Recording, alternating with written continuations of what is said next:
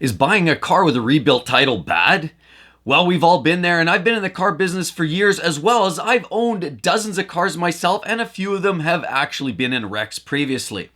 So let's talk about this, because the short answer is yes, it's bad, but the long answer is, well, wait a minute. It might be a reason that you might want to consider it. And a big part of that is the shortages. The shortage of used car inventory right now is crazy. It's insane. And it's hard to find a good quality vehicle on the market right now. On top of it, with the skyrocketing prices of brand new vehicles, it's no wonder you're starting to look around and looking and shopping for better priced vehicles.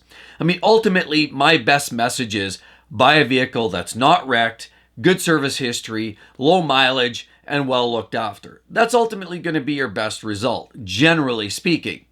But barring that, and if you come across a car and you're starting to shop down the classifieds, you might find that you're coming across vehicles that are well represented in terms of very low pricing. You're looking through a list of vehicles and all of them used car prices. Maybe you're looking for used Camry, and you might see all these vehicles that are $15,000 to $20,000, $25,000 that are 5 years old, and they're all in that same space. And then you come across one that's $12,000 and it's extraordinarily cheaper than the rest.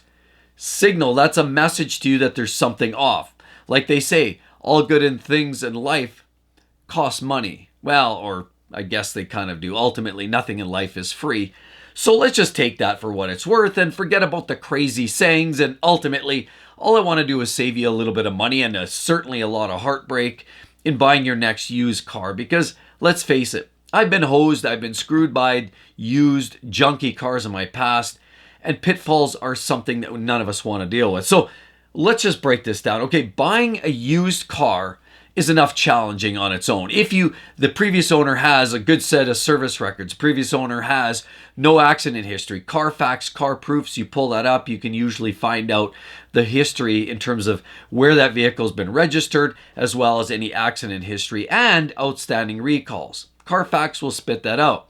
So if you're shopping for a car and you're looking online and you find that car of your dreams, but there's a caveat, it's had a little bit of an accident history. Oh, what a letdown. That's something that we all experience from time to time shopping for a used car. And I'm no different. But there's been times in the past where I've been looking for used cars. I've bought lots of used cars. As a matter of fact, virtually every single vehicle I bought, out of those dozens of vehicles I've owned, only one of them has ever been brand new. That's right, I've bought every vehicle used. Everything from a 3-year-old or 2-year-old vehicle all the way down to something that was 25 and 30 years of age, and just about everything in between. And let me tell you, there's always things to look for. So when you're looking for a vehicle and it's used, you get all of the service history, and then you find out that it's got some accident history, or maybe it's been flooded, or it was in one of those flood states, or possibly it was in a wreck.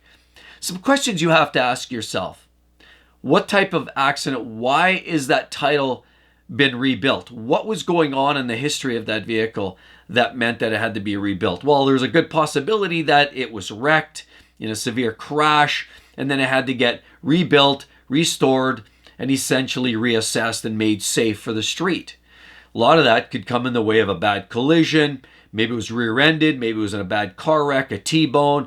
Possibly it was a theft recovery and it was wrecked and banged off some trees on the way to the police finding it and returning it back to its rightful owner. Other reasons could be, we're seeing what's going on in Florida, and almost every single year there's big, hurricanes, tornadoes in certain tornado alley, and there's a lot of times these vehicles wind up somewhere at an auction.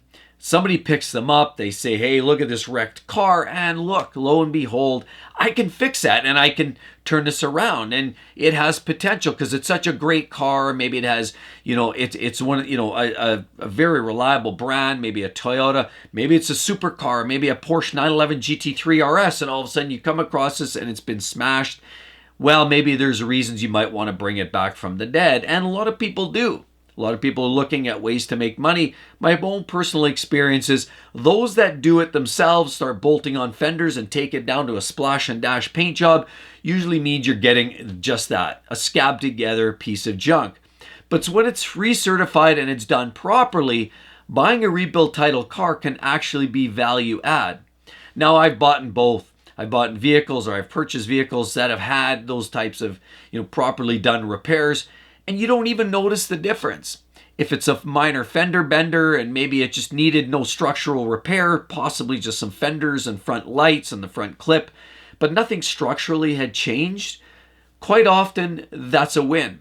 But I've also experienced cars that have had that no structural repairs were done, only a radiator clip or two and a couple of hose clamps and a set of headlights and a front bumper, and all of a sudden you're finding there's weird squeaking noises from the drivetrain, the front differentials making noises, and you're wondering, why is that? Well, sometimes things happen underneath, and a lot of times body shops do a great job of assessing the damage. They look it over, they realize that, hey, you look at this. Okay, we've got these problems, these clips, these body panels. We can put this all back together, paint it up. It looks beautiful and it's recertified. But sometimes when a car gets hit, there's other things going on. Wheels, they often lock. When you put your car in park, all-wheel drive vehicles or suspension or transmissions are locked. There's a locking pawl that holds everything together so the vehicle doesn't roll away, or even a manual gearbox or anything. Sometimes differentials, all-wheel drive vehicles. If that vehicle is hit suddenly, sometimes what actually happens is parts internally in the drivetrain take a jarring, and it may not be obvious from the outside.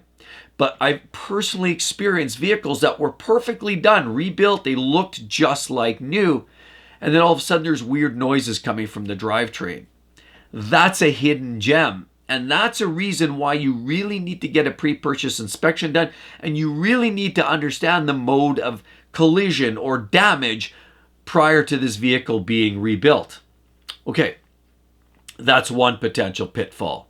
Another potential pitfall that I've personally seen, and with a lot of these flood vehicles, is same thing. You can get a vehicle, it was flooded, it was cleaned, sent, possibly there might have been a couple of modules that shorted out, and if they put a new battery, new modules, gave it a good shampooing, and everything looks good, and you'd never know the difference. But the problem is, a lot of times when a vehicle is subjected to salt water, you don't see that. There's sometimes sand, crud, salt. Salt's corrosive, by the way. And so some of that material winds up under carpets, in body panels, sometimes under the dash. And even though the vehicle looks like new, there's quite often situations where, you get high connection impedances in a lot of your components. So that means maybe some of your electric systems stop working properly. Oh, there's nothing more frustrating. I've personally seen that. I've experienced that. I've even got a vehicle that was in a collision too. The airbag was removed and bypassed. Okay, it came from a place that didn't necessarily mandate that, needed to be replaced. But then all of a sudden, lo and behold, I'm having dashboard issues. I've personally owned a vehicle like this, that after a repair, it was assumed to be good, but after a short time of ownership, realizing that some gauge lights came and they'd go and they'd come and they'd go, and then there's other electrical gremlins that seem to just come and go. And that's often what you're going to find. And I've experienced that firsthand. There's nothing more frustrating than chasing an electrical failure or a gremlin that even the dealership can't figure out. And it's a very costly one, because taking your car in, because all of a sudden you're getting a flickering on the dash, it's frustrating, and you're thinking, what is that? Take it into the shop, you say, hey, my dash lights are flickering, and they go through it. They spend 12 hours in their shop trying to go through it, diagnose it, and they can't really pinpoint what the problem is, because it's not necessarily a check engine light, and it's not necessarily a problem getting logged into the onboard diagnostics. Rather, it's just an intermittent glitch with a high impedance connection somewhere, and it's causing some issues. And then the dealer ends up charging you, sending you a bill for $3,500 for diagnostics, and you still have the same problem.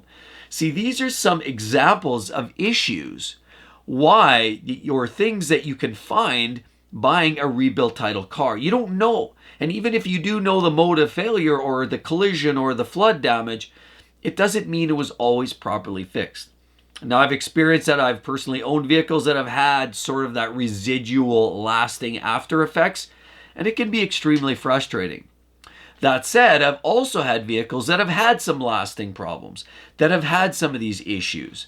But guess what? The good news is you can get this car at such a discount, you're getting 95% of the driving enjoyment, the functionality, I bought a convertible sports car a while back, and it did the same thing. It was in a collision, and there's still some ongoing electrical issues. There were some other mechanical issues, but largely, by and large, most of those issues were sorted out. Not perfectly. There's still some lasting, lingering electrical problems. And it's so frustrating, trust me. But when I look at what I paid for that car, and then I look at what somebody's paying for a premium version of that car, and I do the comparison, and I look and I say, look, I paid half or at least maybe 60% of what that person paid for a nice, really clean, sorted version of the same vehicle, then I start to think, I saved a ton of money. And guess what? From the driver's seat, 90% of the driving experience is exactly the same. The car looks the same, sounds the same, drives mostly the same. I'm getting all the excitement. Have you ever had that? You bought a new car and you got that first rock chip? That is one of the most frustrating experiences. But guess what? Almost every new car owner will experience that first rock chip. And therefore, it's not new anymore. It's used and it has that rock chip. Well, that's the same problem with owning some of these used vehicles that have had a rebuilt title. And I've experienced it myself. It's that first rock chip, and all of a sudden it's like this, well, I guess that's happened. It's no longer new. And no vehicle once you subject it to the streets are new anymore. And so driving a vehicle with a rebuilt title can often have that feeling of almost relief. And that is what I've personally experienced. Driving a vehicle like that that's been properly fixed, albeit maybe not perfectly, can give you that sense of sigh, that sense of relief. That guess what? It's not perfect, and that's okay. But guess what? I saved a ton of money. And so sometimes buying a rebuilt title vehicle can give you the same sense of satisfaction, the same sense that, I've got the same experience. Maybe it's just a commuter car and it still gets me to work. It has that weird rattling noise around the exhaust. They couldn't really figure it out, but guess what? I just live with it. You know what? That's what I've gained to understand. Because ultimately, most cars, unless you're looking for a true enthusiast car, most cars are nothing more or less than an instrument to get to work, to school, to get around, pick up your friends, what have you. And having that functionality at fractions of the dollar sometimes does make sense. And for me, it's made sense. Now, I'm not out there intentionally looking for the cheapest lowball car, and I'm certainly not looking for a car that's wrecked. Far from it. That's bad advice, and I certainly don't want to pass that on.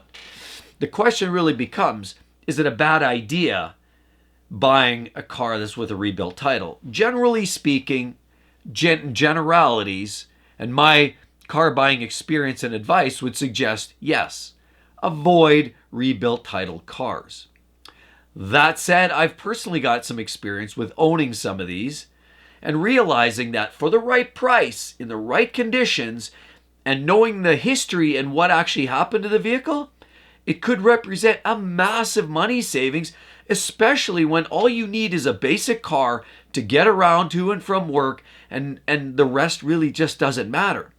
The other thing to consider is, are you going to keep that car for a long time? So let's assume that you're buying a car and it runs well, and maybe it's already 10 years old and you're thinking, you know what, I'm just going to run this car till the end of time. If that's your full intent, then it doesn't matter. Buying a car with a rebuilt title and all you're trying to get out of it is its pure functionality and you don't really care about resale on it, that's a win. However, if you are concerned about resale value of a car and you're thinking, okay, I bought this 2-year-old Porsche 911 and it's got a rebuilt title and I'm probably going to drive it for a few years and then I'll flip it. That's where you can get snookered. And so that's what I find is a vehicle that's higher up on its depreciation curve typically, and one that you're going to see that depreciation curve sort of continue down that trend, that's where you're going to start to see the pain. That's where you're going to see the burn. Because if you own that vehicle, it's got a history. It's got a black stain on it because, the Carfax shows that it had a $25,000 accident history on it.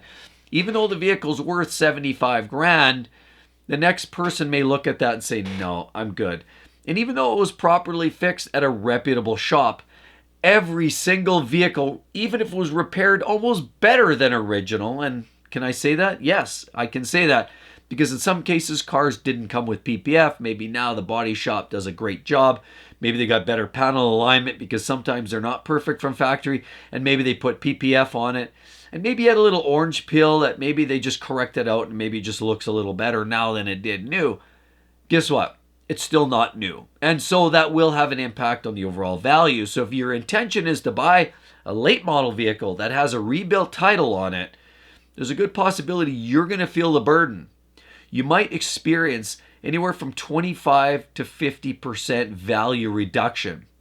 That's right, there is an incorporated loss. It's a loss, period. And I've seen that time and time again. So just a word to the wise. If you're considering buying a rebuilt title car, it's something you're probably going to consider keeping for a long time.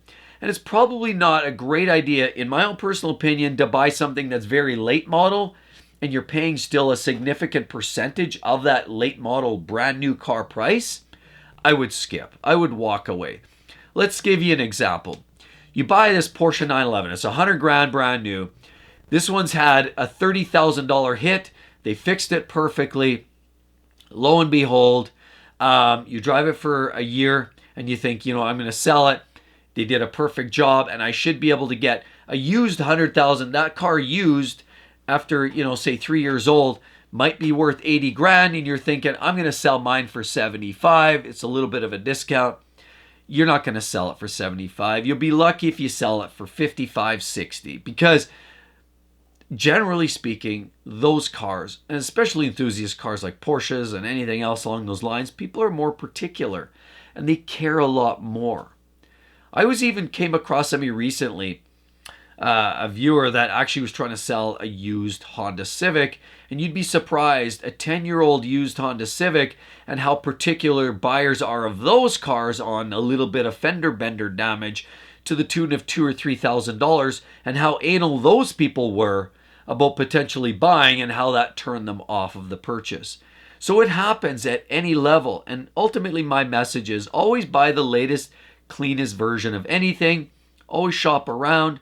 But for those people realizing that maybe they thought they found a steal of a deal, you found this little gem, and it's hard to come by a great deal these days, so you're willing to buy something with a rebuilt title, there are some caveats, and I hope that helped. Definitely want to check out that video. That's hopefully going to help you understand where new cars go that don't sell. And as well, don't forget to subscribe to the channel. Hope to see each and every one in the next one. Have a wonderful day, everybody. Bye-bye.